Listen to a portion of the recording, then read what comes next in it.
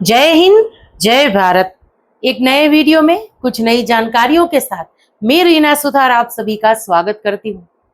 आज के इस वीडियो की जो जानकारी है वो सभी केंद्रीय कर्मचारियों, पेंशनर्स और फैमिली पेंशनर्स के लिए बेहद ही महत्वपूर्ण रहने वाली है। आज से पहले आपने सोशल मीडिया में बहुत सारे वीडियोस में ये सुना होगा कि फिटमेंट फैक्टर का आंकड़ा जो है कर्मचारी संगठनों के द्वारा 3.833 मांगा जा रहा है। कुछ संगठन ऐसे हैं, चाहे कर्मचारियों के हो चाहे पेंशनर्स के हो, वो ये कह रहे हैं कि कम से कम 7वें वेतन आयोग में जो 2.57 था फिटमेंट फैक्टर उतना तो रहना ही चाहिए। लेकिन अगर बात करें केंद्र सरकार की, तो केंद्र सरकार की कोशिश शायद यही रहने वाली है कि फिटमेंट फैक्टर का आंकड़ा जो है 2 पॉइंट के नीचे ही रहे। अब इससे सबसे सटीक आंकड़ा जो दिख रहा है वो 1.92 जो है वो दिख रहा है। आज के इस वीडियो में इसका पूरा गणित समझेंगे कि 1.92 फिटमेंट फैक्टर कैसे आ रहा है और इसके साथ साथ पे लेवल 1 से लेकर 18 तक अगर फिटमेंट फैक्टर 1.92 रहा तो नई बेसिक सैलरी जो है वो क्या हो जाएगी।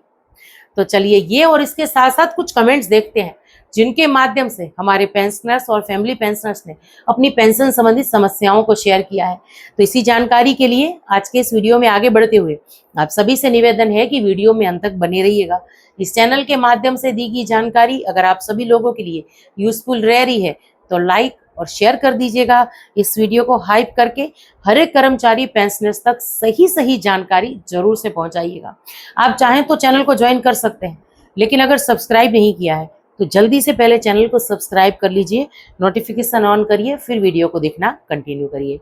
तो चलिए इसी के साथ आज के इस वीडियो की शुरुआत जो है कुछ कमेंट्स के साथ करते हैं। देखिए, एक लिख रहे हैं पेंशनर्स कि मैं 30 जून 2021 को रिटायर हुआ हूँ, क्या हमें इंक्रीमेंट मिलेगा? सर, आपने ये नहीं लिखा कि आप किस मंत्रालय से, किस विभाग से रिटायर होकर आए हैं।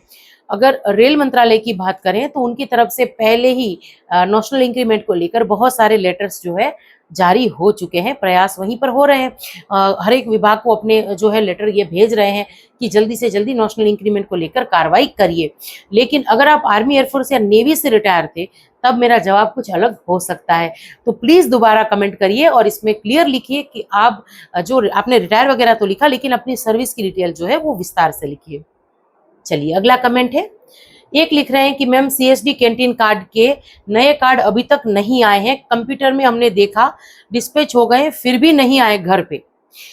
देखिए, मैसेज तो आपको आ गया होगा कि आपके कार्ड जो है डिस्पैच हो गए, यानी जहां सीएसडी के कार्ड बन रहे हैं वहां से ये बन गए हैं, निकलने के लिए तैयार हैं, लेकिन ये घर पर नहीं पहुंचेंगे। आपने जहां पर नए सीएसडी कार्ड बनाने के लिए अप्लाई किया था जो भी कैंटीन में, वहां पर जाकर आपको इसके लिए जो है बात करनी पड़ेगी। इसका अच्छा खासा एक पूरा प्रोसीजर होता है, उसी के तहत आपको ये कार्ड वापस मिलेंगे। पुराने कार्ड जो है वो भी आपको सबमिट कराने पड़ेंगे, फिर आपको नए कार्ड वहां की जो अथॉरिटी है वो आपको देगी। तो इसके लिए आप इंतजार करिए और जहां से आपने इस कार्ड को बनने के लिए आवेदन दिया था वहीं से एक बार आप जरूर से संपर्क करके देख लीजिए। चलिए अगला कमेंट है, एक लिख रहे हैं कि मैम सीपी ग्राम की उसके नंबर क्या है। तो बिल्कुल, मैं अपने हर वीडियो में कोशिश करती रहती हूँ कि सीपी ग्राम के टोल फ्री नंबर शेयर करूं और सोमवार से शुक्रवार तक हम सीपी ग्राम के टोल फ्री नंबर पर कॉल करके बात कर सकते हैं। सैटरडे संडे ये बंद रहता है। अगर किसी हमारे पेंशनर्स या फैमिली पेंशनर्स ने सीपी ग्राम में कंप्लेन दर्ज कराई है तो जो है स्टेटस देखते रहिएगा, टोकन नंबर जो दिया है उसके माध्यम से। और 20 दिन हो गए हैं तो रिमाइंडर दे दीजिएगा कॉल करके, ताकि आपकी जो समस्या है पेंशन संबंधित उसको जल्दी से वो सॉल्व कर दें। अब नंबर शेयर कर देती हूँ मैं, 1800-111-960, ये सीपी ग्राम के टोल फ्री नंबर है। चलिए अगला कमेंट है, एक लिख रहे हैं कि इन्होंने कहा है कि आप जो जानकारी यहाँ दे रही हैं वो एम्प्लॉयज के लिए बहुत ही अच्छी है, यूजफुल रह रही है। कुछ इस तरीके से इन्होंने जो है कमेंट्स किया है, तो आप सभी का मैं धन्यवाद करती हूँ। और जैसे कि मैं हमेशा कहती हूँ कि बहुत सारे नेगेटिव कमेंट्स के बीच कुछ अच्छे कमेंट्स भी दिख जाते हैं या पेंशन संबंधी सवाल दिख जाते हैं तो हमें भी बहुत अच्छा लगता है। चलिए अगला कमेंट है, एक लिख रहे हैं कि मेरे हस्बैंड एयरफोर्स में 32 साल की जॉब किया है, 2025 को डेथ हुआ है, उनकी पेंशन JWO का मिला, पर 3 महीने पहले जो है WO बने थे, उसका कोई फायदा नहीं मिला। अब मैम आपने ये नहीं लिखा कि रिटायरमेंट के बाद डेथ हुई है, ऑन सर्विस डेथ हुई है, डेथ ऑन सर्विस डेथ हुई है, तो रीजन क्या है? आप प्लीज दोबारा कमेंट करिए जिसमें विस्तार से विवरण करिए ताकि हम आपको जवाब दे पाए। और जैसे कि आप यहाँ पर लिख रही हैं कि JWO थे और इसके बाद डब्ल्यू यानी वारंट ऑफिसर का जो है प्रमोशन मिला, तो 3 महीने पहले यानी रिटायरमेंट के 3 महीने पहले या क्या मैटर है ये वो नहीं समझ में आ रहा। तो प्लीज आप दोबारा कमेंट करिए जिसमें इसके बारे में बात करिए। अगर पीपीओ में सही तरीके से विवरण नहीं होगा जिसकी वजह से आपको कम पेंशन मिल रही है तो इसको लेकर हम जरूर से कार्रवाई करा देंगे। चलिए अगला कमेंट है, एक लिख रहे हैं कि नए CSD कार्ड को अप्लाई किया है वो अभी तक नहीं आए हैं, इस पर भी वीडियो बनाइएगा। जैसे कि थोड़ी देर पहले मैं इसका जवाब दे चुकी हूँ। जब CSD कार्ड अप्लाई करते हैं तो कुछ समय लगता है। जब मेरे हस्बैंड को भी रिटायरमेंट को 10 साल हो गए थे और हमने नए CSD कार्ड के लिए अप्लाई किया था तो कम से कम 4 से 5 महीनों का समय लगा था।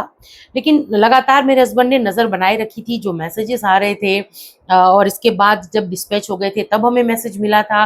फिर जब हमें मिलने वाले थे तब हमें मैसेज आया था कि 20 एक दिन के अंदर अंदर ये कार्ड आपको मिल जाएंगे। और इसके साथ हम जो जिस CSD से हमने अप्लाई किया था नए CSD कार्ड के लिए, तो वहाँ के जो JCS साहब थे उनका भी जो व्यवहार है वो बहुत ही अच्छा था। उन्होंने बहुत ही इसमें हेल्प भी की थी और जैसे ही हमारे कार्ड आए हमको जानकारी मिल गई थी, हमने वहाँ जाकर कलेक्ट कर लिए थे। और जैसे कि मैंने अभी थोड़ी देर पहले कहा कि पुराने जो कार्ड हैं उसको हमें जमा कराना होता है, तो जो भी नए CSD कार्ड लेने के लिए जाते हैं वो पुराने जो कार्ड है उसको जरूर से लेके जाइएगा, उसके बिना आपको नए कार्ड नहीं मिलेंगे। चलिए अगला कमेंट है, एक लिख रहे हैं कि मैम मैं 2004 में पेंशन आया था। मेरे स्पर्श पीपीओ में वाइफ का नाम जो है, वाइफ नाम तो है लेकिन डेट ऑफ बर्थ नहीं है, जबकि डिस्चार्ज बुक में और नाम और डेट ऑफ बर्थ सही है, लेकिन पीपीओ में गड़बड़ी आ रही है। अब 2004 में रिटायर होकर आए थे। बिल्कुल, अगर आपने स्पर्श का जो पीपीओ है उसमें अगर गड़बड़ी है या जो रिटायरमेंट के टाइम आपको मिला था उसमें गड़बड़ी है, 7 CPC के पीपीओ में गड़बड़ी है, आपने हालांकि ये नहीं लिखा है, फिर भी अगर पीपीओ में किसी तरीके की गड़बड़ी है उसको सुधारने के लिए या डेट ऑफ बर्थ वगैरह ऐड कराने के लिए, सही कराने के लिए नजदीकी जिला सैनिक बोर्ड का ही आपको संपर्क करना पड़ेगा। बीच में कुछ दिनों पहले ऐसी जानकारी आई थी कि स्पर्श में डॉक्यूमेंट्स वगैरह अपलोड करके या ये काम जो है आसानी से हो जाता है, लेकिन ऐसा नहीं हो रहा है। मेरे हस्बैंड ने भी, हमारे यहाँ गुजरात के ही एक सर्विस पेंशनर्स हैं, उनकी वाइफ के भी डेट ऑफ बर्थ में इसी तरीके से प्रॉब्लम थी, पीपीओ में उनका डेट ऑफ बर्थ नहीं मेंशन था, तो उसको सही कराने के लिए हमने कार्रवाई की थी। स्पर्श में जो है लॉगिन वगैरह करके डॉक्यूमेंट्स अटैच करके पूरी कार्रवाई की, लेकिन नहीं काम बना। आखिर में जिला सैनिक बोर्ड जाना ही पड़ा। तो आप भी जो है जिला सैनिक बोर्ड जाइए और संभावित सभी दस्तावेज लेकर जाइएगा और उसकी एक फोटोकॉपी भी लेकर जाइएगा जेरोक्स वगैरह करा के, ताकि आपको जो है नाक का धक्का ना पड़े। चलिए अगले वीडियो में आगे बढ़ते हुए बात करते हैं 8 पे कमीशन की। फिटमेंट फैक्टर 1.92 का पूरा गणित समझिए। कैसे 18,000 बेसिक सैलरी से जो सैलरी की बेसिक है वो बढ़कर 34,560 रुपए होती है। लेकिन एक बात याद रखिए, ये एक कैलकुलेशन है, इसको अंदाजा लगाया हुआ है कुछ रिपोर्ट्स में, जो हमारे देश के एक जाने माने अखबार की रिपोर्ट है, ये अभी फाइनल नहीं है। लेकिन फिटमेंट फैक्टर जो है 1.92 से लेकर 2.0 तक ही रहेगा, उससे ज्यादा नहीं रहेगा। और इसकी अगर वजह की बात करूं तो वीडियो में हजारों बार मैं दोहरा चुकी हूं कि 1 जनवरी 2026 तक हमारा महंगाई भत्ता जो है वो 60% जो था उसी के आधार पर फिटमेंट फैक्टर तय किया जाएगा 8वें वेतन आयोग का। तो 60% के हिसाब से और इसके बाद फिर केंद्र सरकार जो वेतन वृद्धि देगी उसी के हिसाब से फिटमेंट फैक्टर बनेगा। तो अब ये केंद्र सरकार पर है कि कितनी वेतन वृद्धि देती है, तब जाके फिटमेंट फैक्टर का आंकड़ा जो है 2.57 या 2.86 या उससे ज्यादा होगा, लेकिन इतनी ज्यादा की उम्मीद मत रखिएगा। अभी हम बात करते हैं 1.92 की। देखिए अभी हमें 7 CPC के तहत जो है मौजूदा बेसिक पे मिल रही है, जो मिनिमम बेसिक है 18,000 रुपए। इसके बाद अगर बात करें 60% DA के कैलकुलेशन की, तो देखिए 18,000 अगर आपकी मिनिमम सैलरी की बेसिक है उस पे 60% DA को जोड़ रहे हैं तो 10,800, यानी ये 1 जनवरी 2026 तक का है 60%। तो मिनिमम बेसिक जो है 18,000 वो बढ़कर हो रही है 28,800। तो कुछ इस तरीके से बेसिक में बढ़ोतरी हो रही है। अब देखिए 20% वास्तविक वृद्धि यानी रियल हाइक, 8वें वेतन आयोग में हमारी सैलरी या पेंशन कितनी बढ़ सकती है, अगर उसकी बात करें तो देखिए 20% से ज्यादा यहाँ पर वृद्धि की उम्मीद नहीं कर रहे हैं। तो 20% वृद्धि का अगर हम आंकड़ा यहाँ पर लेके चलते हैं तो 5,760 रुपए हो रहे हैं। अब 28,800 जो हमें अभी मिला था हमारी बेसिक और डीए को जोड़कर, उसमें मल्टीप्लाई करना है 20% को, तब जाकर जो है यहाँ पर 18,000 मल्टीप्लाई 60%, तब जैसे कि हमने बात की थी मिनिमम 18,000 यहाँ पर बेसिक पे थी, तो कुल अनुमानित रिवाइज बेसिक पे जो है 34,560 रुपए, कुछ इस तरीके के कैलकुलेशन के माध्यम से जो है बन रही है। इसीलिए वीडियो की शुरुआत में मैंने कहा था कि 8वें वेतन आयोग में ज्यादा फायदा की उम्मीद मत रखिए। फायदा होगा ये कंफर्म है, लेकिन ज्यादा फायदा नहीं होगा।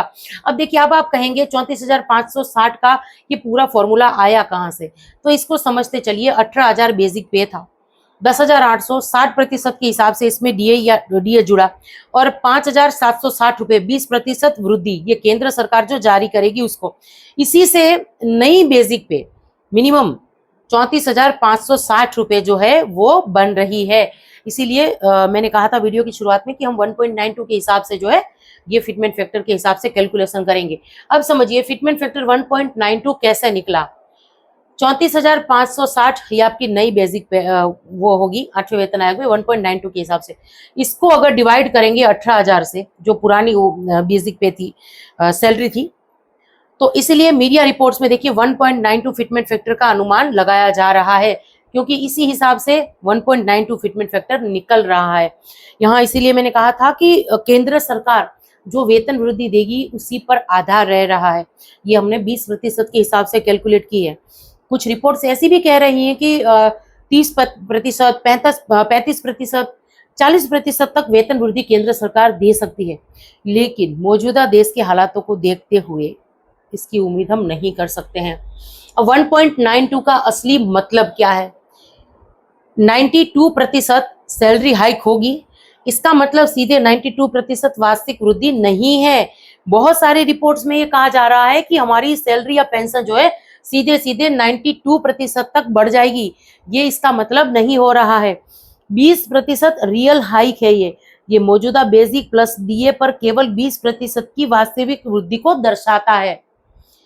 92% की वृद्धि यहाँ पर नहीं हो रही है। अब देखिए पे लेवल मैट्रिक्स यानी 1.92 अनुमान के आधार पर अभी आप देख लीजिए पे लेवल 1 से लेकर पे लेवल 10 तक करंट बेसिक जो है, जहां पे लेवल 1 की 18,000 है, उसी तरीके से पे लेवल 5 की 29,200 रुपए है, पे लेवल 8 की 47,600 है, पे लेवल 10 की 56,100 है। वहीं पर उनकी 8वें वेतन आयोग में 1.92 के हिसाब से कितनी बढ़ रही है? पे लेवल 10 की तो 1,07,712 तक जा रही है, सिर्फ ये बेसिक मिनिमम। अब इसमें आप समझ के चलिए कि अगर डीए जुड़ेगा तो और कितना इसकी जो है टोटल ग्रॉस सैलरी कितनी बढ़ जाएगी एचआरए जोड़ने के बाद। तो कुछ इस तरीके से 1.92 पर भी जो है फायदा तो हो ही रहा है। और आज हमने पूरा ये गणित समझा 1.92 का।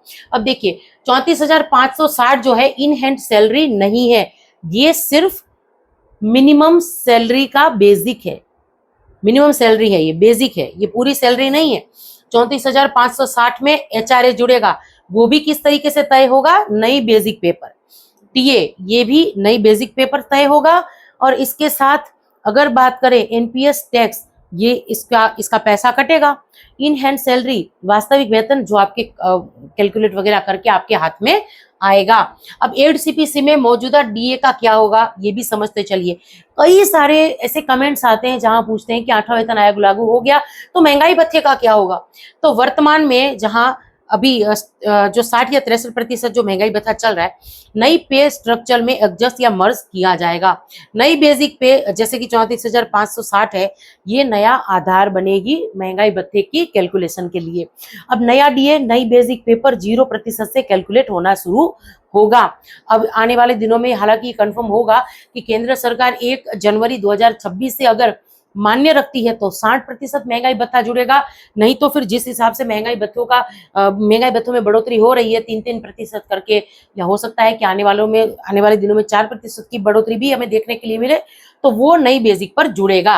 अब क्या 34,560 जो है ये फाइनल है? तो ये जो है केवल अनुमान है। 1.92 मीडिया रिपोर्ट्स पर आधारित अनुमानित फिटमेंट फैक्टर है।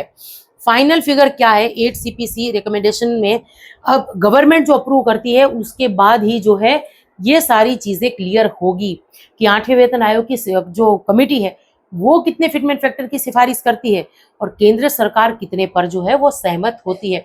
अब ये पूरी कैलकुलेशन एक नजर में समझिए। करंट बेसिक जो 18,000 रुपए है उसमें जो है 60% के हिसाब से, यहाँ पर ये मैं 8वें वेतन आयोग का कैलकुलेशन करके दिखा रही हूँ। आप ये मत पूछिएगा कि यहाँ 60% क्यों है, 63% क्यों नहीं है। ये 60% इसलिए है क्योंकि 1 जनवरी 2026 तक हमारा महंगाई भत्ता 60% था। अब जो है बेसिक प्लस डीए अगर जोड़े तो 28,800 रुपए हो रहे हैं। 20% की वेतन वृद्धि 5,760 और नई बेसिक जो है 34,560 रुपए ये, और इसमें जो है 1.92 फिटमेंट फैक्टर के हिसाब से ये कैलकुलेशन बैठ रहा है। तो ये मैं मिनिमम बेसिक सैलरी की बात कर रही हूँ, सैलरी के बेसिक की बात कर रही हूँ, यहाँ पेंशनर्स की बात नहीं हो रही है। लेकिन हमें यह समझना था कि फिटमेंट फैक्टर 1.92 का आंकड़ा कैसे निकल रहा है। इसको अगर आसान भाषा में समझाएं तो हम ये भी कह सकते हैं कि 1 जनवरी 2026 तक जो महंगाई भत्ता जो है वो 60% था। जैसे कि वीडियो की शुरुआत में मैंने कहा था कि उसी को मर्ज करके उसी को शून्य करके जो है फिटमेंट फैक्टर निकालना है। उसमें केंद्र सरकार अगर वेतन वृद्धि 20% देती है तब जाकर 1.92 हो रहा है। अब आप फिटमेंट फैक्टर के बारे में क्या सोच रहे हैं? 1.92 होगा, 2.0 होगा, 2.57 होगा, 2.86 होगा या 3.68 होगा? कमेंट्स के माध्यम से जरूर से बताइएगा। हालांकि मुझे पता है कि सबसे ज्यादा 1.92, 2.08 या कुछ कमेंट्स ऐसे हो सकते हैं जिसमें 2.57 फिटमेंट फैक्टर रहे, पर 2.86 और 3.68 जो है ऐसे कमेंट्स काफी मुश्किल रहने वाले हैं, क्योंकि मैं भी जानती हूँ, हमारे पेंशनर्स और फैमिली पेंशनर्स भी जानते हैं कि अगर केंद्र सरकार 3.68 फिटमेंट फैक्टर देती है तो उन पर जो आर्थिक बोझ है केंद्र सरकार पर वो काफी बढ़ जाएगा। लेकिन आप क्या सोचते हैं, फिटमेंट फैक्टर क्या रह सकेगा 8वें वेतन आयोग में? आप सभी के कमेंट्स का मुझे इंतजार रहेगा। और इसी के साथ आज के इस वीडियो से विदा लेती हूँ। जय हिंद।